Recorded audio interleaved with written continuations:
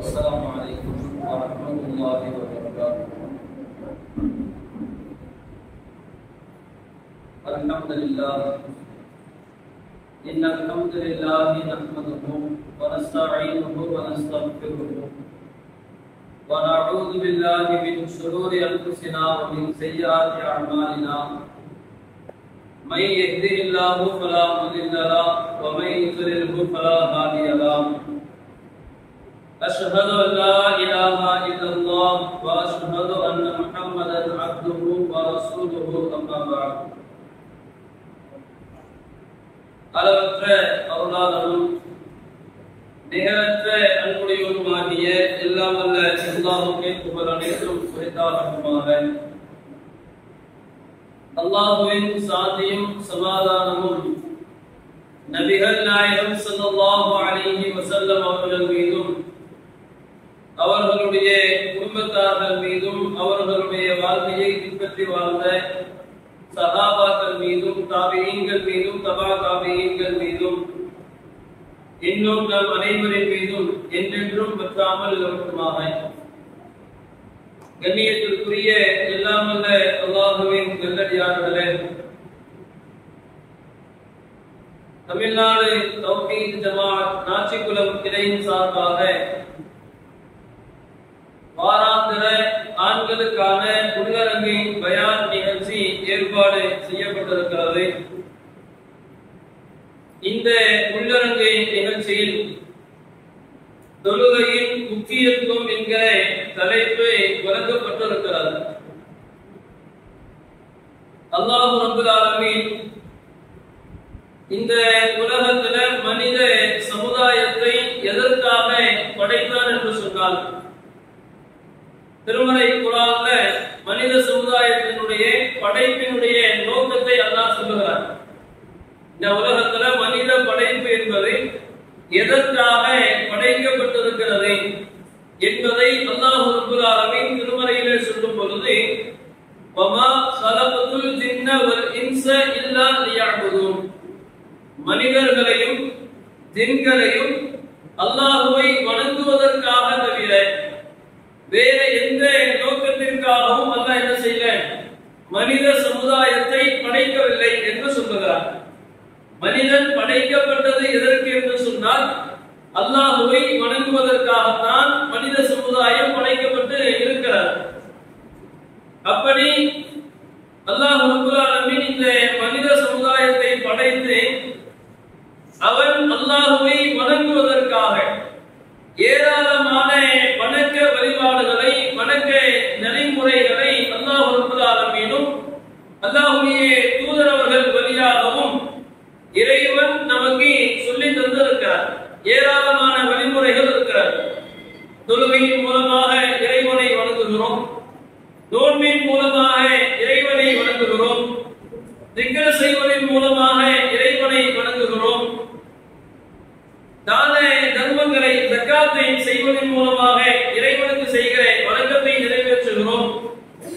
இப்படி இறைவன் எத்தனை வழிமுறைகளில் அவனுக்கு செய்ய வேண்டிய வணக்கத்தை குறித்து சொல்லுகிறானோ அத்தனை வழிமுறைகளிலும் இந்த சமூகம் அல்லாஹ்வுக்கு செய்ய வேண்டிய வணக்கங்களை நிறைவேற்றுகிறது. இந்த வணக்கங்களில் அல்லாஹ் ஏற்படுத்தி தந்திருக்கிற இந்த அதிகமான வணக்க வழிபாடுகளில் இறைவனிடத்துல அதிக முக்கியத்துவம் வாய்ந்திருக்கிற, இறைவன் அதிகமாக வலியுறுத்தி சொல்லி இருக்கிற, அல்லாஹ்வுடைய தூதரவர்கள் அதிகமாக வலியுறுத்தி சொல்லியிருக்கிற மிக முக்கியமான தலையான ஒரு வணக்கம் எது என்று சொன்னால் அது தொழுகையாகத்தான் இருந்து கொண்டிருக்கிறார். எந்த அளவுக்கு அப்படின்னா, இன்றைக்கு நாம பயன்படுத்துகிற செல்போன்ல எத்தனையோ அப்ளிகேஷன் என்ன செஞ்சிட முடியும், ஒரு வார்த்தையை பதிவு செய்தோமையானால் அது சார்ந்து எத்தனை வசனங்கள் இருக்கிறது என்பதை குர்ஆன்ல நம்ம தேட முடியும். அப்படி திருமறை குர்ஆனுடைய தேடல்கள் இருக்கிற அப்ளிகேஷன்ல தொழுகை என்கிற வார்த்தையை பயன்படுத்தினோமையானால் அது சார்ந்து சொல்லப்படுகிற வசனங்கள் ஏறத்தாழ 70 இடங்களுக்கும் அதிகமாக அல்லாஹ் திருமறை குர்ஆன்ல தொழுகையை குறித்து பேசுகிறார். 70க்கும் அதிகமான இடங்கள்ல அல்லாஹ் என்ன செய்யறான், தொழுகையை குறித்து பேசுகிறார். அப்படி பேசக்கூடிய இடங்கள்ல ஒரு சில இடங்களை நாம் எடுத்து பார்த்தோமேயானால் அல்லாஹ் ரப்பல் ஆலமீன் திருமறையிலே சொல்லுகிறார், இன்ன ஸலாத்தை கானத் அலல் முஃமினீன கிதாபுன் மவ்கூதா. இந்த தொழுகை இருக்கிறதே மனிதர்களுக்கு மூமின்களுக்கு ஒரு குறிப்பிட்ட ஒரு நேரத்தை மையப்படுத்தி நேரம் குறிக்கப்பட்ட ஒரு கடமையாகத்தான் அல்லாஹ் இந்த தொழுகையை நமக்கு ஏற்படுத்தி இருக்கிறார் என்று ஒரு வசனத்தில் சொல்கிறார். இன்னொரு வசனத்தில் அல்லாஹ் என்ன சொல்லி காட்டுறான், ஹாஃபிது அலஸ் ஸலவாத்தி வஸ் ஸலாத்தில் உஸ்தா. நீங்கள் தொழுகைகளையும் நடுத்தொழுகையையும் என்ன செய்யுங்க, பேணிக் கொள்ளுங்கள். வகுமு லில்லாஹி கானிதீன். அல்லாஹ்வுக்கு கட்டுப்பட்டவர்களாக நீங்கள் நில்லுங்கள் என்று சொல்கிறார். தொழுகையை நாம் என்ன செய்யணும், பேணி தொழக்கூடியவர்களாக இருக்க வேண்டும் என்கிற செய்தியை இந்த வசனங்கள் சொல்லுகிறார். இன்னொரு இடத்துல அல்லாஹ் ரப்பல் ஆலமீன் நபியை பார்த்து சொல்லுகிறார். நபியிட்ட சொல்றான். யார்கிட்ட? குல், நபியே நீங்கள் சொல்லுங்கள், லிஇபாதியல்லதீன ஆமனு, என்னை நம்பிக்கை கொண்டிருக்கிற நல்லடியார்கள், நம்பிக்கையாளர்கள் இருக்கிறார்களே, என்னை நம்பிக்கை கொண்டிருக்கக்கூடிய அடியார்களை பார்த்து நபியே நீங்கள் சொல்லுங்கள், யுகீமுஸ் ஸலாத், அவர்களை தொழுகை நிலைநாட்ட வேண்டும் என்றும், வயுன்ஃபிகு மிம்மா ரஸக்னாஹும் சிர்ரன் வ அலானியத்தன், நாம் அவர்களுக்கு வழங்கியிருக்கிற பொருளாதாரத்திலிருந்து ரகசியமாகவோ அல்லது வெளிப்படையாகவோ என்ன செய்யணும், நல்வழியில் செலவிட வேண்டும் என்று நீங்க என்ன செய்ய, என்னை நம்பிக்கை கொண்டிருக்கிற அடியார்களுக்கு நீங்க சொல்லுங்க அப்படின்னு சொல்லிட்டு அல்லாஹ் சொல்லுகிறார். மின் கப்லு ஐயத்திய யௌமன், அந்த நாள் வருவதற்கு முன்னதாக. எந்த நாள்? லா பைஉன் ஃபீஹி வலா ஸிலால், எந்த விதமான நட்போ பேரமோ பேச முடியாத அந்த மறுமை நாள் வருவதற்கு முன்னாடி என்னை நம்பிக்கை கொண்டிருக்கிற என்னுடைய அடியார்களை தொழ வேண்டும் என்றும் நல்வழியில் செலவிட வேண்டும் என்றும் நபியை நீங்கள் சொல்லுங்கள் என்று அல்லாஹ் ரப்பல் ஆலமீன் தொழுகையை குறித்து வலியுறுத்தி பேசுகிற வசனங்களை நம்ம பார்க்கிறோம். அல்லாஹ் குர்ஆன்ல தொழுகையை என்ன செய்யறான், ஒவ்வொரு நபரும் தொழ வேண்டும் என்பதை நமக்கு கடமையாக்கி இருக்கிறார். எந்த அளவுக்கு தொழுகை மிக முக்கியமான ஒரு வணக்கம் என்று சொன்னால், இஸ்லாம் என்று சொல்லுகிற இந்த வீடு, இஸ்லாம் ஒரு வீடாக நினைக்கிறது. இஸ்லாம் என்று சொல்லுகிற இந்த மார்க்கம் இருக்கிறது, இது 5 விஷயங்களில் நிறுவப்பட்டிருக்கிறது. 5 வகையான தூண்களின் மீதுதான் இஸ்லாம் நிறுவப்பட்டிருக்கிறது என்று அல்லாஹ்வுடைய தூதர் அவர்கள் சொல்கிறார். என்ன 5 விஷயம்? புகாரியில 8வது நபிமொழியாக பதிவு செய்யப்படுகிறது, புனியல் இஸ்லாமு அலா ஹம்ஸின். இஸ்லாம் என்பது 5 விஷயங்களின் மீது, 5 தூண்களின் மீது கட்டப்பட்டிருக்கிறது, நிறுவப்பட்டிருக்கிறது. என்ன 5 விஷயம்? ஷஹாதத்தி அல்லா இலாஹ இல்லல்லாஹ் வ அன்ன முஹம்மதர் ரசூலுல்லாஹ். அதுல முதலாவது விஷயம் இஸ்லாத்தினுடைய கொள்கை, வணக்கத்திற்குரியவன் அல்லாஹ்வை தவிர வேறு யாரும் கிடையாது, முஹம்மது அல்லாஹ்வுடைய தூதராக இருக்கிறார் என்று நான் சாட்சி சொல்கிறேன். இது முதலாவது விஷயம். இரண்டாவதாக அல்லாஹ் சொன்னாங்க, வ இகாமிஸ் ஸலாத், தொழுகையை நிலைநாட்டுவதை, வ ஈதாஇஸ் ஸகாத், ஸகாத்தை கொடுப்பதை, வல் ஹஜ், ஹஜ் செய்வதை, வ ஸௌமி ரமலான், ரமலான் மாதத்திலே நோன்பு வைப்பதை.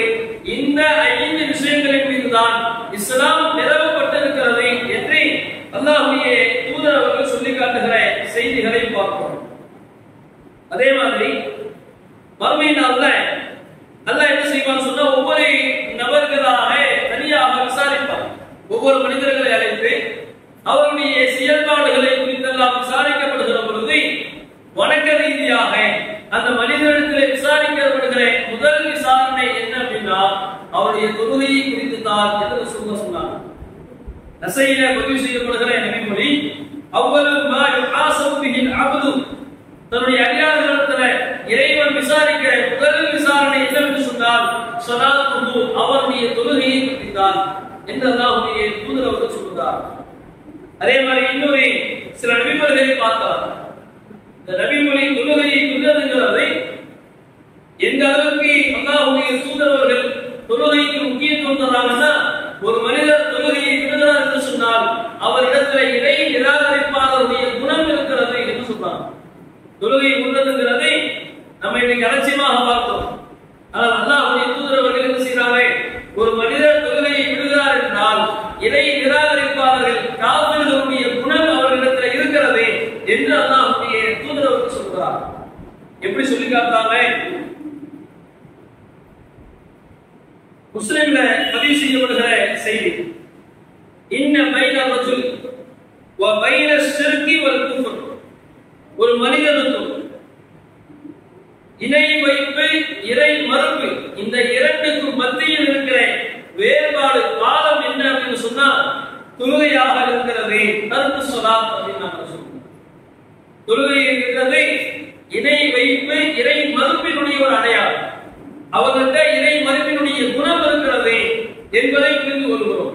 இன்னொரு இடத்துல திருமதியிலே பதிவு செய்யப்படுகிறது. அல்லாஹ்வுடைய தூதர் அவர்கள் சொல்லுகிறார், அல் அஹதுல்லதி பைனனா வ பைனஹும், நமக்கும் இறை நிராகரிப்பில் இறை மறுப்பில் இருப்பவர்களுக்கும் இடையிலே இருக்கிற ஒப்பந்தம் என்னவென்று சொன்னால் அஸ்ஸலாத்து, தொழுகையாக இருக்கிறது. நமக்கும் இறை மறுப்பில் இருக்கக்கூடியவர்களுக்கு மத்தியில் இருக்கிற ஒப்பந்தம் என்னன்னா தொழுகை அப்படின்னு சொன்னாங்க. சொல்லிட்டு சொன்னாங்க, ஃபமன் தரகஹா, அதை யார் விட்டு விடுகிறாரோ ஃபக்கத் கஃபர, அவர் அல்லாஹ்வை நிராகரித்து விட்டார். நிராகரிக்கக்கூடிய தன்மை அவரிடத்தில் இருக்கிறது, நிராகரிப்பினுடைய குணம் அவருடைய உள்ளத்தில் இருக்கிறது என்று அல்லாஹ்வுடைய தூதர் அவர்கள் சொல்லி காட்டுகிற செய்திகளை பார்க்கிறோம். அப்ப இத்தனை வசனங்களும் இத்தனை நபிமொழிகளும் நமக்கு சொல்லுகிற செய்தி என்னவென்று சொன்னால் தொழுகை என்பதை மிக முக்கியமான ஒரு கடமையாக இருக்கிறது என்பதை அல்லாஹ்வும் அல்லாஹ்வுடைய தூதரும் நமக்கு வலியுறுத்தி சொல்லுகிறார். அப்படியான இந்த தொழுகை என்பதை இன்றைக்கு மக்களுடைய பார்வையில் மக்களிடத்தில் எப்படியான நடைமுறையில் இருந்து கொண்டிருக்கிறார். தொழுகைக்கான பாங்கினுடைய நேரம் சொல்லப்படுகிற பொழுது, இகாமத்து சொல்லப்படுகிற பொழுது, பாங்கு சொன்னாலும் இகாமத்து சொன்னாலும் அது நம்முடைய காதுகளிலே விழுந்தாலும் கூட தொழுகையை அடுத்தடுத்த நேரத்தில் தொழுது கொள்ளலாம். இன்னும் நேரம் கழிச்சு தொழுதுக்கலாம். அசருடைய பாங்கு சொல்றோம், தூக்கத்தில் இருக்கிறோம், தூங்கி எழுந்து தொழுது கொள்ளலாம். எவ்வளவு பெரிய ஒரு அலட்சியத்தினத்திலே காத்தவர். ஃபஜ்ருடைய பாங்கு சொல்லப்படுகிறது என்றால் எழுந்திருப்பதற்கான நேரம் நமக்கு கிடையாது. அதே நம்முடைய பிள்ளைகளை பள்ளிக்கூடத்துக்கு அனுப்பணும் ரெடியாகணும்னா ஃபஜ்ருடைய நேரத்துக்கு முன்பாகவே எந்திரிப்பதற்கு தயார் நிலையில் இருக்கிறோம். விடுமுறை நாட்கள்ல ஃபஜ்ர் பாங்கு எவ்வளவு காது இடிக்க சொன்னாலும் எழுந்திரிக்கணுங்கிற எண்ணம் நம்முடைய உள்ளத்திலே தோன்றுவது கிடையாது. அதே மாதிரி முதல்ல பார்க்கிறோம், வியாபார ரீதியாக பிஸியாக இருக்கிறோம். வீடுகளில் இருக்கக்கூடியவர்கள் வீட்டு பணியின் காரணமாக பிஸியாக இருக்கிறார்கள். பாங்கு 12 மணிக்கு சொல்லப்படுகிறது என்றால் நம்முடைய வீட்டு பணிகளை எல்லாம் முடித்து கொண்டு சமையல் வேலையை முடிச்சுட்டு கடையிலே பார்க்கிற வியாபார வேலைகளை முடித்துவிட்டு இறுதியாக லுஹருடைய தொழுகையை தன்னுடைய கடைசி நேரத்தில் தொழுகிற நிலைகளை பார்க்கிறோம். சில நேரங்களில் அலட்சியமாக தொழுகையை விட்டுவிட்டு கூட வியாபாரத்தை பார்க்கக்கூடிய சூழல்களை பார்க்க முடிகிறது. அப்படியான நிலைகளில் இன்றைக்கு நம்முடைய சமூகம் இருந்து கொண்டிருக்கிறது. ஆனால் தொழுகையை தொழுவதனால எவ்வளவு நன்மைகள் நமக்கு கிடைக்கிறது. அல்லாஹ்வுடைய தூதரிடத்துல ஒரு கேள்வி முன்வைக்கப்படுகிறது. என்ன கேள்வி அப்படின்னு சொன்னா, ஐயுல் அமலி அஹப்பு இலல்லாஹ், அல்லாஹ்வுக்கு ரொம்ப பிரியமான ஒரு செயல் என்றால் எது என்றால் அல்லாஹ் ரொம்ப நேசிக்கிற, அல்லாஹ் அதிகமாக விரும்புகிற செயல் அமலை குறித்து எனக்கு சொல்லுகையாக சொல்லலாம் சொல்லி அல்லாஹ்வுடைய தூதரை கேட்கும் பொழுது அல்லாஹ்வுடைய தூதர் அவர்கள் சொன்ன முதல் செயல்பாடு என்ன அப்படின்னு சொன்னா அஸ்ஸலாத்து அலா வக்திஹா, தொழுகையை அதனுடைய நேரத்தில் தொழுகணும். தொழுகையை பொறுத்தவரையில அதனுடைய நேரத்தில் நாம் என்ன செய்யணும்? தொழுகையை நாம நிறைவேற்றணும். அதிலும் குறிப்பாக என்னென்ன வழிகளில் எல்லாம் தொழுகையின் மூலமாக நன்மைகளை பெற முடியுமோ அத்தனை வழிகளிலும் நன்மைகளை பெறுவதற்கு நாம என்ன செய்யணும்? தயார் நிலையில் இருக்கும். இன்றைக்கு உலகத்துல எது எல்லாம் நமக்கு சிறப்பாக அதிக லாபத்தை பெற்று தருகிறதோ அத்தனையும் தேடி செல்கிறோம். உலக வாழ்க்கையில் அப்படிதான் இருக்கு. ஒரு பொருள் வாங்க போறோம், அல்லது நம்முடைய வீட்டுக்கு தேவையான மல்லிகை பொருட்களை வாங்க போகிறோம், துணிமணி எடுக்க போகிறோம், எந்த வியாபார ரீதியாக எதை எடுத்துக்கொண்டாலும் எதில் நமக்கு அதிக லாபம் கிடைக்கிறது அதுதான் பார்க்கிறோம். எது சிறந்ததாக இருக்கிறது அதுதான் பார்க்கிறோம். ஆனால் தொழுகை விஷயத்தில் நம்முடைய பார்வை எப்படி இருக்கு? எது சிறந்ததாக இருக்கிறதோ அதை நாம தேர்வு செய்து இருக்கிறோமா? தொழுகை எடுத்துக்கிறீங்க, நாம முன்னாடி சொன்னது மாதிரி அஸ்ஸலாத்து அலா வக்திஹா, தொழுகையை அதனுடைய நேரத்தில் தொழுகிறதை அல்லாஹ் ரப்பல் ஆலமீன் அதிகமாக விரும்புகிறார் என்று அல்லாஹ்வுடைய தூதர் சொன்னாங்க. இன்னொரு நபி மொழியில தொழுகையை குறித்து அல்லாஹ்வுடைய தூதர் அவர்கள் சொல்லுகிறார்கள், இந்த மக்கள் தொழுகையினுடைய ஆரம்ப நேரத்தில் தொழுவதற்காக கிடைக்கப்படுகிற நன்மையை அறிந்து கொள்வார்களேயானால் அதற்கு விரைந்து செல்லக்கூடியவர்களாக இருப்பார்கள். ரசூலுல்லாஹ் சொன்னாங்க, தொழுகையை அதற்குரிய நேரத்தில் தொழுகணும். அதுல சிறந்தது எது அப்படின்னா அதனுடைய ஆரம்ப நேரத்திலேயே தொழுகணும். தொழுகைக்கு அதனுடைய ஆரம்ப நேரத்திலே தொழுகிற பொழுது அல்லாஹ் ரப்பல் ஆலமீன் அதிகமான நன்மைகளை தருகிறார் என்று அல்லாஹ்வுடைய தூதர் சொன்னாங்க. அதனுடைய நன்மையை சொன்னால் மக்கள் அதுக்கு என்ன செய்வாங்க? விரைந்து முன்னாடி போயிடுவாங்க. அவ்வளவு நன்மை அதில் இருக்கிறது என்று அல்லாஹ்வுடைய தூதர் அவர்கள் சொல்லுகிற செய்தி புகாரியில 654வது நபிமொழியாக பதிவு செய்வதை பார்க்கிறோம். எத்தனை பேர் இதுல இந்த நன்மையை பெறுகிற ஆசை இருக்கு? உலகத்தினுடைய ஆசையில மூழ்கி இன்றைக்கு நம்முடைய நிலை என்ன அப்படின்னு சொன்னா, லுஹருடைய தொழுகை, அஸருடைய தொழுகை, மற்ற எந்த நேர தொழுகையாக இருந்தாலும் நம்முடைய உலகத்தினுடைய பணிகளை எல்லாம் புரிந்து கொண்டு பிறகு அந்த தொழுகையை தொடரலாம் என்கிற எண்ணம் தான் நம்முடைய உள்ளத்தில் இன்றைக்கு மறைந்திருக்கிறது. 12 மணிக்கு வாங்க சொன்னா நம்முடைய வியாபாரங்களை எல்லாம் முடிந்து கொண்டு எப்போ வீட்டுக்கு போவோமோ அந்த நேரத்தில் அந்த தொழுகையை தொழுது கொள்ளலாம். தொழுகிறது தப்புல அனுமதிக்கப்பட்டதுதான். ஆனால் அது சிறந்த செயல்பாடா? ரசூலுல்லாஹ் அந்த செயல்ல அதிகமான நன்மையை சொல்லி இருக்கிறார்களா? எதுல அதிகமான நன்மை கிடைக்கும் தொழுகையின் மூலமா சொல்றாங்களோ அந்த காரியத்தை அந்த செயலை நாம் அதை செயல்படுத்துவோம். காரணம் என்ன? உலகத்துடைய வாழ்க்கையில் மூழ்கி இருக்கிற நோக்கம் வேற எதுவுமே கிடையாது. தொழுகையில நம்ம தடுக்கிறது எது? தொழுகையில ஒவ்வொரு நேர தொழுகையில் இருந்தும் நம்மளை தடுக்கக்கூடிய செயல்பாடு என்னவா இருக்கு? ஒன்று தூக்கமாக, அல்லது வெளியிலே இருக்கிற நம்முடைய வேலைகள், உலகத்தை சார்ந்து இருக்கிற வேலைகளாக இருக்கும். இது அல்லாத ஒரு மனிதனை தொழுகையிலிருந்து தடுக்கிற காரியங்கள் என்ன இருக்கு? ஒண்ணுமே கிடையாது. இது ரெண்டுல எதுல உள்ளவங்களால என்ன செஞ்சுடுறாங்க? தொழுகையை இழந்து விடுவோம், தொழுகையை தொழாம விட்டு விடுவோம். தொழுகையில அல்லாஹ் இந்த சில ஏராளமான நன்மைகளை சொல்கிறார். அல்லாஹ்வுடைய தூதர் அவர்கள் ஏராளமான நன்மைகளை ஒவ்வொரு செயல்பாட்டையும் சொல்லித் தர்றார். உதாரணத்துக்கு தொழுகையில ஜமாஅத்தோடு தொழுகிற பொழுது நன்மைகள் இருக்கு. ரசூலுல்லாஹ் கூட அதுல சொல்லும் பொழுது சொன்னாங்க, ஸலாத்துல் ஜமாஅத்தி தஃதுலு ஸலாத்துல் ஃபதி. தன்னின்றி ஒரு மனிதர் தொழுகிறார், ஒரு தனியாக தொழுவதை விட ஜமாஅத்தோடு சேர்ந்து தொழுவது என்பது பி7 வ 27 மடங்கு அவருடைய அந்த அந்தஸ்தை உயர்த்துகிறார்.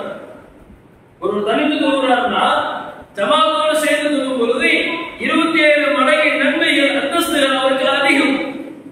சொன்னாங்கல்ல, நாம ஜமாஅத்தை எப்படி தொழுவோம்? பாங்கு சொல்றது இத்தனை மணிக்கு, இகாமத்தை அதிலிருந்து இவ்வளவு நேரத்தில் இகாமத்து சொல்லப்படுகிறது என்பதனை ஒவ்வொரு நாள் போர்டிலையும் நம்ம பார்க்கிறோம். அதை இகாமத்து சொல்லும் பொழுது அது ஆரம்பிக்காது. இகாமத்து சொல்லும் பொழுது சில நேரங்களில் சில பள்ளிவாசல்களில் இகாமத்து சொல்வதற்கு கூட ஆரம்பிக்காது. எப்போ வருவாங்க? ஜமாஅத் தொழுகை முடிந்ததற்கு பிறகு, அதற்கு பிறகு சில நபர்கள் வருவாங்க. ஒன்னா நம்ம இரண்டாவது ஒரு ஜமாஅத்து போடுவோம், அனுமதி இருக்கிறது, மறுப்பு கிடையாது. ரசூலுல்லாஹ் இரண்டாவது ஜமாஅத்து போடக்கூடாதுன்னு சொல்லல. இரண்டாவதாக நாம ஜமாஅத்தோடு தொழுவது என்பது இஸ்லாத்தில் இருக்கிறது. ஆனால் அது வெளிப்படுத்துகிற செயல்பாடு என்ன?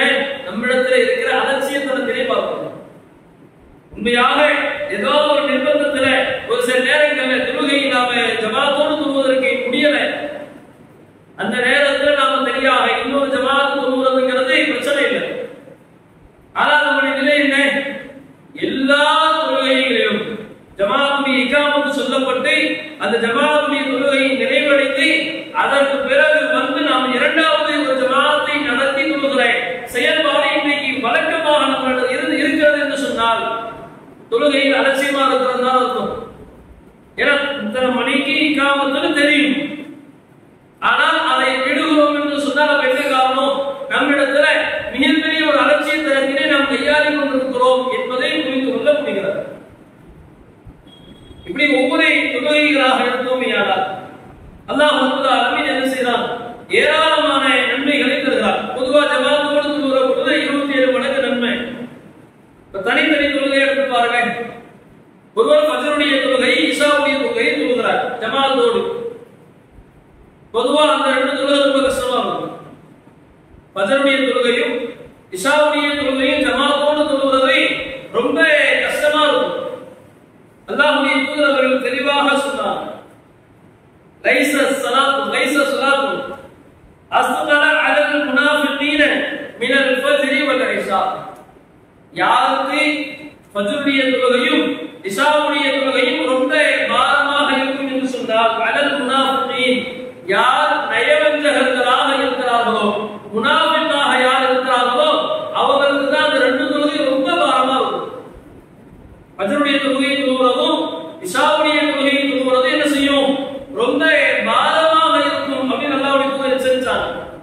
ஆனால் அந்த இரண்டு தொழுகையை ஒருவர் ஜமாத்தோடு நிறைவேற்றுகிறார் என்று சொன்னால் அல்லாஹ்வுடைய தூதர் அவர்கள் சொல்கிறார்கள், அவர் அல்லாஹ் எந்த அளவுக்கு கூலி தரலாம் அப்படின்னா அல்லாஹ்வுடைய தூதர் சொல்றாங்க, மன் ஸல்லல் இஷா வல் ஃபஜ்ர் ஃபில் ஜமாஅத்.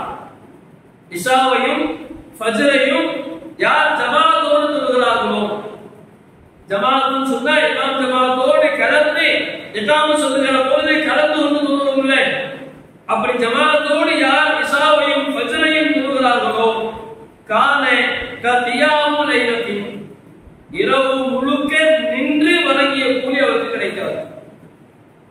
நின்று தொழ முடியுமா? இன்னைக்கு இருக்கிற காலத்துல இஷாவுல ஆரம்பிச்சு மறுநாள் காலையில விடியிற ஃபஜ்ர் வரையிலும் ஒருவரால் நின்று வணங்க முடியுமா? சொல்ல முடியாது. அப்படி யாரும் சொல்லலாம். இரவு தொழுகைகள் என்ன செய்யறதில்ல, தஹஜ்ஜுடைய தொழுகைகள் 1 மணி நேரம் 1.5 மணி நேரம் தாண்டினாலே நம்மளால முடியாது. இரவு முழுக்க ஒரு மனிதன் நின்று வணங்க வேண்டும் என்று சொன்னால் இன்றைக்கு இருக்கிற காலகட்டத்தில் யாராலும் முடியாதுல்ல. ஆனா அல்லாஹ்வுடைய தூதர் சொல்றாங்க, ஒருவர் இஷாவுடைய தொழுகையை ஃபஜ்ருடைய தொழுகையை ஜமாத்தோடு சேர்ந்து தொழுவாரேயானால் அல்லாஹ் ரப்பல் ஆலமீன் அவர் இரவு முழுக்க நின்று வணங்கிய கூலியை தருகிறார். எவ்வளவு பேர் நீங்க அதை இழக்கிறோம்? ஜமாத்தை விட்டுட்டு தொழுவதனால, ஃபஜ்ருடைய தொழுகை இஷாவுடைய தொழுகையை ஜமாத்தை விட்டுட்டு தொழுவதனால எவ்வளவு பெரிய நன்மையை இழக்கிறோம் பாருங்க. ஜமாத்தோடு சேர்ந்து தொழுகிற பொழுது அல்லாஹ் ஏராளமான நன்மைகளை, சிறப்புகளை தருகிறார். இதே ஒரு மனிதர் சுபூஹுடைய தொழுகை தொழுகிறார், சுபூ மட்டும் தனியா ஜமாத்துல தொழுகிறார்னா அல்லாஹ் என்ன செய்யறான்னு சொன்னா ரசூலுல்லாஹ் சொன்னாங்க, மன் ஸல்லல் சுபஹ, ஒருவர் சுபூஹுடைய தொழுகையை தொழுகிறார், ஜமாத்தோடு சேர்ந்து என்ன செய்யறாரு? சுபூஹுடைய தொழுகையை தொழுவாரேயானால் ஃபஹுவ ஃபீ திம்மத்தில்லாஹ், அவர் அல்லாஹ்வுடைய பொறுப்பில் இருக்கிறார். அன்னைக்கு ஃபுல்லா யாருடைய பொறுப்பு? அல்லாஹ்வுடைய பொறுப்பு. அல்லாஹ் என்ன செய்யறான்? தன்னுடைய பொறுப்பிலே வைத்துக் கொண்டு அவரை நல்ல ஆரோக்கியமானவராக, அவருக்கு சரியான பாதையை, நேரான பாதையை காட்டக்கூடியவராக அல்லாஹ் ரப்பல் ஆலமீன் பொறுப்பேற்றுக் கொள்கிறார். எப்படி விடுமா? யோசிச்சு பாருங்க. காலையில ஃபஜ்ருடைய நேரம், அதிகாலை நேரத்தில் எழுந்திருச்சு அல்லாஹ்வை வணங்க வேண்டும் என்கிற தூய எண்ணத்தோடு பள்ளிக்கு வந்து தொழுகையை நிறைவேற்றுகிற பொழுது அந்த தொழுகையில இஹ்தினஸ் ஸிராத்தல் முஸ்தகீம், யா அல்லாஹ் எனக்கு நேரான பாதையை காட்டு அல்லாஹ்வை கேட்கிறோம். அல்லாஹ் தன்னுடைய பொறுப்பிலே அந்த நபரை எடுத்ததற்கு பிறகு எப்படி அவருக்கு அழகான பாதை அல்லாஹ் காட்டுவான், எவ்வளவு நேரான பாதை அல்லாஹ் அவருக்கு காட்டுவான். இப்படிப்பட்ட பரக்கத்தை ஃபஜ்ர் தொழுவாதவர்களுக்கு கிடைக்குமா? ஃபஜ்ர் ஒரு மனிதர் தொழுகல அப்படின்னா அவருடைய நிலை எப்படி ஆகும்? சோம்பேறித்தனமாக, ஒரு நேரான பாதை கிடைக்காத தடுமாறி செல்லுகிற ஒரு சூழல் அவனுக்கு ஏற்படும். காரணம் ஆனால் ஃபஜ்ரை யார் தொழுகிறார்களோ ஃபீ திம்மத்தில்லாஹ், அல்லாஹ் அவரை தன்னுடைய பொறுப்பில் வைத்திருக்கிறான். எவ்வளவு பெரிய ஒரு அந்தஸ்து அல்லாஹ் தான் பாருங்க. தொழுகை தொழுவதில் அல்லாஹ் எவ்வளவு பெரிய ஒரு அந்தஸ்தை தருகிறார். அதே மாதிரி அல்லாஹ்வுடைய தூதர் சொன்னார், அல்லாஹ் திருமறையில சொல்லி காட்டுகிறார். குர்ஆன் தொழுகையை குறித்து அல்லாஹ் சொல்லும் பொழுது அக்மிஸ் ஸலாம், நீங்கள் தொழுகையை நிலைநாட்டுங்கள். எப்படிப்பட்ட தொழுகை? லிதுலூகி ஷம்ஸி இலா வஸத்தில் லைல், சூரியன் சாய்ந்ததிலிருந்து இருள் சூழும் வரையிலும் நீங்க என்ன செய்யுங்க? தொழுகையை நிலைநாட்டுங்கள் அப்படின்னு சொல்லிட்டு அந்த வசனத்திலே அல்லாஹ் சொல்லுகிறான், வ குர்ஆனல் ஃபஜ்ர், ஃபஜ்ருடைய குர்ஆனையும் நிறைவேற்றுகிறான். ஃபஜ்ருடைய குர்ஆன் என்ன? அந்த வசனம் தொடர்ச்சியில் அல்லாஹ் சொல்லி காட்டுகிறான், இன்ன குர்ஆனல் ஃபஜ்ரி கான மஸ்ஹூதா. இந்த ஃபஜ்ருடைய குர்ஆன் இருக்குல்ல, அது என்ன செய்யும்னு சொன்னா இறைவனிடத்துல சாட்சியாக்கப்படுகிறது, இறைவனிடத்துல சாட்சியாக ஆக்கப்படுகிறது என்று அல்லாஹ் ரப்பல் ஆலமீன் திருமறையில 17வது அத்தியாயத்தினுடைய 78வது வசனத்திலே சொல்கிறார். சாட்சியாக்கப்படுறதுனா எப்படி? குர்ஆனல் ஃபஜ்ர், ஃபஜ்ருடைய குர்ஆன் என்னன்னா இமாம் தொழுகை நடத்தப்படுகிற பொழுது குர்ஆனுடைய வசனங்களை ஓதுறாங்க, அதை செவிமடுப்பதுதான் இந்த வசனம் சொல்லுகிறது. ஃபஜ்ருடைய குர்ஆன் என்ன? குர்ஆன்ல ஃபஜ்ர்ல ஓதப்படுகிற அந்த குர்ஆனுடைய வசனங்களை நாம் கேட்கிறோம், அது சாட்சியாக்கப்படுகிறது. எப்படி சாட்சியாக்கப்படுது? அல்லாஹ்வுடைய தூதருடைய ஒரு நபிமொழியை பார்க்கிறோம். புகாரியில 555வது நபிமொழியாக பதிவு செய்யப்படுகிறது. அதுல அல்லாஹ்வுடைய தூதர் சொல்கிறார்கள், யதஆகபூன ஃபீக்கும் வ மலாயிகத்தும் பில் லைலி வ மலாயிகத்தும் பின் நஹார், இரவுடைய வானவர்களும் பகலுடைய வானவர்களும் உங்களிடத்தில் என்ன செய்தாங்க? வந்து கொண்டே இருப்பார்கள். இரவுடைய மலக்குமார்களும் வருவாங்க, பகலுடைய மலக்குமார்களும் வருவாங்க. இவர்கள் இருவரும் சந்தித்துக் கொள்கிற நேரம் என்ன அப்படின்னு சொன்னா வயஜ்தமிஊன ஃபீ ஸலாத்தில் ஃபஜ்ரி வ ஃபீ ஸலாத்தில் அஸ்ர், ரெண்டு பேரும் சந்திக்கிற தருணம் என்று சொன்னால் ஃபஜ்ருடைய தொழுகையும் அஸ்ருடைய தொழுகையும். காலையில இரவு அஸ்ருக்கு ஒரு மாணவருடைய கூட்டம் நம்மகிட்ட வரும். நம்முடைய செயல்பாடுகளை பதிவு செய்வதற்கு அஸ்ர்ல ஒரு மாணவனுடைய படை நமக்கு வரும். இந்த படை இரவு முழுவதுமாக நம்மிடத்துல இருந்து காலையில ஃபஜ்ர் தொழுகிறோம்ல, அப்ப நம்முடைய பதிவு பண்ணிட்டு இவர்கள் வெளியேறுவார்கள். ஃபஜ்ர் தொழுகை நேரத்துல பகலுடைய ஒரு மாணவர்கள் நமக்கு வருவாங்க. அவங்க வந்து என்ன செய்வாங்க? அஸ்ர் தொழுகை வரையில் நம்முடைய செயல்பாடுகளை பதிவு பண்ணுவாங்க. அப்ப இந்த வந்து போகக்கூடிய வழக்குமாறு இருக்கிறாங்கல்ல, இவர்களுக்கு அல்லாஹ் என்ன செய்வான்னு சொன்னா சில கேள்விகளை வைக்கிறார். அல்லாஹ்வுடைய தூதர் சொல்றாங்க, ஃபயஸ்அலுஹும் வஹுவ அஅலமு பிஹிம், அறிந்து கொண்டு அல்லாஹ் அவர்களிடத்துல கேள்வியை கேட்பார். என்ன கேள்வி? கைஃப தரக்தும் இபாதி, பூமியில மேல வரீங்கல்ல, கைஃப தரக்தும் இபாதி, என்னுடைய அடியார்களை நீங்க எப்படி விட்டுட்டு வந்திருக்கிறீங்க? என்னுடைய அடியார்களை நீங்க மேல வந்திருக்கிறீங்களே, எந்த நிலையில் என்னுடைய அடியார்களை நீங்க விட்டுட்டு வந்திருக்கிறீங்க என்கிற கேள்வியை முன்வைக்கிற பொழுது அந்த மாணவர்கள் பதில் சொல்வார்கள், தரக்னாஹும் வஹும் யுஸல்லூன வ ஆதைனாஹும் வஹும் யுஸல்லூன், நாங்கள் அவர்களிடத்திலே செல்லுகிற பொழுதும் அவங்க தொழுகையில் தான் இருந்தார்கள், அவர்களிடத்திலிருந்து நாங்கள் வருகிற பொழுதும் அவர்களை தொழுகிற நிலையில் தான் விட்டு வந்திருக்கிறோம். சாட்சி ஆயிடுச்சா? இரண்டு சாட்சி. ஃபஜ்ர்ல பதிவு செய்கிறோம் அப்படின்னு சொன்னால் ஃபஜ்ர்ல இறங்குகிற வானவர்களும் நம்ம ஃபஜ்ர் தொழுவோம் பதிவு பண்றாங்க. இங்க இருந்து இரவு தங்கிட்டு மேலே போறாங்கல்ல, அந்த வானவர்களும் எப்படி பதிவு பண்றாங்க? இவர் ஃபஜ்ர் தொழுதார். இரண்டு வகையான சாட்சிகள் அங்கே பதிவு செய்யப்படுகிறதா? அதே மாதிரி அஸ்ரிலும் பதிவு செய்யப்படுகிறது. அல்லாஹ்வுடைய தூதர் அவர்கள் என்ன செய்றாங்க? ஃபஜ்ருடைய அஸ்ருடைய தொழுகைகளை வலியுறுத்துறாங்க. இன்னொரு இடத்துல கூட ரசூலுல்லாஹ் சொல்லும்போது சஹாபாக்களே இரவு நேரத்துல வானத்துல நிலவு முழுமையாக தெரிகிறது. அப்படி தெரியக்கூடிய அந்த தருணத்துல ரசூலுல்லாஹ் வந்து கேட்கிறாங்க, இந்த நிலவை முழு நிலவை எந்த விதமான தடையும் இல்லாமல் நெருக்கடி இல்லாமல் நீங்கள் ஃப்ரீயா வாங்குறீங்களான்னு கேட்கிறாங்க. சஹாபாக்கள் சொன்னாங்க, ஆமா யா ரசூலல்லாஹ், எங்களுக்கு எந்த நெருக்கடி இல்லை, எதுவுமே இல்லை, ரொம்ப அழகாக என்ன செய்யணும், அந்த நிலவை நாங்கள் பார்க்கிறோம். அல்லாஹ்வுடைய தூதர் அவர்கள் சொன்னார்கள், எப்படி எந்த நெருக்கடியும் இல்லாமல் இந்த நிலவை நீங்கள் பார்க்கிறீர்களோ அது போன்றே அல்லாஹ்வை நீங்கள் காண்பீர்கள். யாரால? யார் சூரியன் உதயமாவதற்கு முன்னால் இருக்கிற தொழுகையும் சூரியன் மறைவதற்கு முன்னால் இருக்கிற தொழுகையும் யார் நிறைவேற்றுகிறார்களோ அவர்கள் எந்த நெருக்கடியும் இல்லாமல் இந்த நிலவை பார்ப்பதை போன்றே அல்லாஹ்வை பார்ப்பார்கள். ஃபஜ்ருடைய தொழுகையும் அஸருடைய தொழுகையும் யார் தொழுகிறார்களோ அல்லாஹ் அவர்களுக்கு என்ன செய்கிறான், இந்த அழகான ஒரு பாக்கியத்தினை தருகிறான் என்பதை நம்ம பார்க்கிறோம்.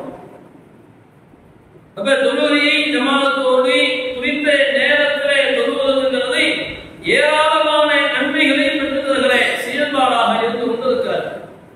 அதே நேரத்தில் எந்த அளவிற்கு நன்மை அதிகமாக தருகிறதோ அதை விட கடுமையாக தொழுகையை அலட்சியப்படுத்தினால், தொழுகையை தொழாமல் விட்டுவிட்டால் நமக்கு கிடைக்கிற தண்டனைகளும் ஏராளம். அல்லாஹ் ரெண்டுலையுமே என்ன செய்யறான், அதிகமாக தான் இருக்கிறார். எந்த அளவுக்கு நாம் குர்ஆன்ல அல்லாஹ் ரப்பல் ஆலமீன் சொல்லுகிறான், ஒரு மனிதர் தொழாதவராக உலகத்திலே வாழ்கிறார் என்றால் அவரை அல்லாஹ் நரகத்திலே கொண்டு போய் சேர்ப்பான். குர்ஆன்ல அல்லாஹ் சொல்லியிருக்கார், ஃபீ ஜன்னாத்தி யதஸாஅலூன், அந்த நபர்கள் சில நபர்கள் சொர்க்கத்திலே அவர்கள் இருந்து கொண்டிருப்பார்கள். அனில் முஜ்ரிமீன், குற்றவாளிகளை பற்றி குற்றவாளிகளை பார்த்தவங்க கேட்பாங்க. சொர்க்கவாசிகள் குற்றவாளிகளை, நரகத்தில் இருக்கிற நரகவாசிகளை பார்த்து கேட்பாங்க, மா ஸலககும் ஃபீ ஸகர், இந்த சக்கர் என்ற இந்த நரக நெருப்புல உங்களை கொண்டு வந்து சேர்ந்தது எது அப்படின்னு கேள்வி கேட்பாங்க. அப்ப நரகத்தில் இருப்பவர்கள் பதிலளிப்பார்கள். காது அவர் சொல்லுவாங்க, லம் நகு மினல் முஸல்லீன், நாங்கள் தொழாதவர்களாக இருந்தோம். வலம் நகு நுத்இமுல் மிஸ்கீன், ஏழைகளுக்கு உணவளிக்காதவர்களாக இருந்தோம், அதனால் இந்த நரகத்திலே நாங்கள் இருந்து கொண்டிருக்கிறோம் அப்படின்னு சொல்லுவாங்க. இது நரகத்துல நடக்கிற பார்க்கக்கூடிய ஒரு செயல்பாடு. அல்லாஹ்வுடைய தூதர் அவர்கள் ஒரு கனவு காண்றார். என்ன கனவுனா, அந்த கனவை குறித்து ரசூலுல்லாஹ் சொல்லியும் காட்டுகிறார்கள். அவங்க சொன்னாங்க, அம்மல்லதி இஸ்லாமு ரஸஹு பில் ஹஜர், தலையில கல்ல போட்டு நசுக்கிற மாதிரி ஒரு தண்டனை பார்க்கிறார். இது நிறைய அறிவிப்புகள் இருக்கிறது. இன்னொரு அறிவிப்புல நீண்ட பெரிய ஒரு கனவு, ஒரு செயல், இந்த நபிமொழியில ஒரு செயல் கொண்டு வரும். இன்னொரு நபிமொழியில் எடுத்து பார்த்தோம் கூடுதலாக இன்னும் சில செயல்பாடுகளோடு சொல்லப்படுகிறது. அந்த தண்டனைகள் எல்லாம் மன்னரையில் வழங்கப்படுகிற தண்டனை. ரசூலுல்லாஹ் கட்டதாக சொல்லப்படுகிற கனவு வேறு சில செய்திகள்ல மன்னரையில் வழங்கப்படுகிற தண்டனைகளாக சொல்லப்படுகிறது. அதுல இதுவும் ஒரு கனவு. என்ன அப்படின்னா, ஒரு மனிதனுடைய தலையில கல்ல போட்டு நசுக்கிற தண்டனை ரசூலுல்லாஹ் கனவுல பார்க்கிறாங்க. கற்பனை செஞ்சுக்கணும், எப்படி நசுக்கப்படுது. ஒரு மனிதர் நேராக படுத்திருக்கிறார். அந்த மனிதனுடைய தலையில தலைமாட்டில் ஒரு மனிதர் என்ன செய்யறாரு, கல்லை வைத்துக் கொண்டு நிற்கிறார். அவருடைய தலையில அந்த கல்லை ஓங்கி போனாரு, தலை நசுங்குகிறது, கல் உருண்டு ஓடுகிறது. இந்த தலையின் மாட்டில் நின்ற மனிதர் இருக்கிறார்களே, அவர் போய் கல்லை எடுத்துக்கிட்டு வரதுக்குள்ளார தலையை மீண்டும் பழைய நிலை கொண்டு. இவருக்கு என்ன வேலை, இந்த கல்லை தூக்கி தலையில போடணும், போய் கல்லை எடுத்துட்டு வரணும், இதான் இவருக்கு வேலை. அங்க இருக்கிற நபருடைய தலை என்ன செய்யும், நசுங்கி நசுங்கி மீண்டும் சரியான நிலைக்கு வரும். ஏன் இந்த தண்டனை அவர்களுக்கு வழங்கப்படுகிறது என்கிற கேள்வியை கேட்கப்படுகிற பொழுது அல்லாஹ்வுடைய தூதர் அவர்கள் சொல்லுகிறார்கள், ஏஃபுல் குர்ஆனை, அவங்க குர்ஆனை எடுத்திருந்தார். குர்ஆன்ல அல்லாஹ் என்ன சொல்லுகிறார், எப்படியான நடைமுறைகள் குர்ஆன்ல சொல்லப்படுகிறது, குர்ஆன்ல சொல்லப்படுகிற சட்டதிட்டங்கள் என்ன, எல்லாவற்றையும் அறிந்தவர்களாக இருந்தார்கள். ஃபர்ஸ்ட் விஷயம். இரண்டாவது என்ன, வயனாமு அனிஸ் ஸலாத், தொழாமல் உறங்கிக் கொண்டிருந்தவர்கள். எப்படிப்பட்டவங்க, தொழுகையை விட்டவர்களாக, தொழுகையை தொழாமல் தூங்கிக் கொண்டிருந்தவர்கள். அவங்களுக்கு அல்லாஹ் மன்னரை எவ்வளவு தண்டனைகள் கடுமை பாருங்கள். மன்னரையிலேயே இவ்வளவு கடுமையான தண்டனை தொழுகையில் வழங்கப்படுகிறது என்று சொன்னால், அப்ப மற்ற இடங்களில் மறுமையினால் தான் தொழாதவர்களுக்கு எவ்வளவு கடுமையான தண்டனைகள் இருக்கும் அப்படிங்கிறதை நாம சற்று சிந்தித்து பார்க்க வேண்டும். இறுதியாக அல்லாஹ் ரப்பல் ஆலமீன் திருமறையிலே நமக்கு மட்டுமில்லை, நமக்கு முன்னால் வாழ்ந்த அத்துணை சமூகத்தாருக்கும் சொல்லி இருக்கிற ஒரு அழகான ஒரு உபதேசம் என்னவென்று சொன்னார், மறுமை நாளிலே ஒரு மனிதன் வெற்றி பெற வேண்டும் என்றால் அல்லாஹ் சொல்கிறான், கத் அஃப்லஹ மன் தஸக்கா, தூய்மையாக இருப்பவர்கள் மறுமையில் வெற்றி பெறுவார்கள். அப்ப தூய்மையா இருக்கிறவங்க அவங்க என்ன செய்வாங்க அப்படின்னா, வதக்கர ஸ்ம ரப்பிஹி ஃபஸல்லா, அல்லாஹ்வை அதிகமாக நினைத்து இறைவனின் பெயரை நினைவு கூர்ந்து அவர்கள் தொழக்கூடியவர்களாக இருப்பார்கள். அப்படியான தூய்மையானவர்கள் தான் மறுமையிலே வெற்றி பெறுவார்கள். இதை சொல்லிட்டு அல்லாஹ் சொல்லி காட்டார், பல் துஸிரூனல் ஹயாத்தித் துன்யா, நாம உங்களுக்கு இப்படியான ஒரு அறிவை சொல்லிருக்கோம்னா, மறுமையில் நீ வெற்றி பெற வேண்டுமையானால் இறைவனை நினைவு கூர்ந்து தொழுகையை தொடரும் பொழுதால் நீ வெற்றி பெறுவாய். அல்லாஹ் சொல்லிட்டு அல்லாஹ் சொல்றான், ஆனால் நீங்கள் தேர்வு செய்வது எதை தெரியுமா, ஹயாத்தத் துன்யா, இந்த உலக வாழ்க்கையை தான் நீங்கள் தேர்வு செய்கிறீர்கள். வல் ஆখিরাতু கைரும் வ அபகா, மறுமை உலக வாழ்க்கையை விட மறுமை வாழ்க்கை நிலையானது, நிரந்தரமானது என்று அல்லாஹ் சொல்றார். அதை தேர்வு செய்யுங்க. உலகத்தின் வாழ்க்கையில முழுகிறாதீங்க. இன்னைக்கு நாம உலக வாழ்க்கையை தேர்வு செய்துதான் தொழுகையில மிகப்பெரிய ஒரு அலட்சியத்தனத்தினை காட்டிக் கொண்டிருக்கிறோம். அப்படியான நிலை இல்லாத இறைவன் சொல்லியிருக்கிற உபதேசத்தின் அடிப்படையில் தொழுகையை நிலைநாட்டக்கூடியவர்களாக, தொழுகைகளால் கிடைக்கப்படுகிற ஏராளமான நன்மைகளை பெறக்கூடியவர்களாக இந்த உலகத்திலே தொழுகையை சரியாக தொழுகை அத்தனை நன்மைகளையும் பெற்று நாளை மறுமையில் இறைவனை சந்திக்கக்கூடிய பாக்கியத்தை வல்ல இறைவன் நம் அனைவருக்கும் தந்து புரிவானாக என்கிற பிரார்த்தனையோடு எனது இந்த உரையை நிறைவு செய்கிறேன். அஸ்ஸலாமு அலைக்கும் வரஹ்மத்துல்லாஹி வபரகாத்துஹு.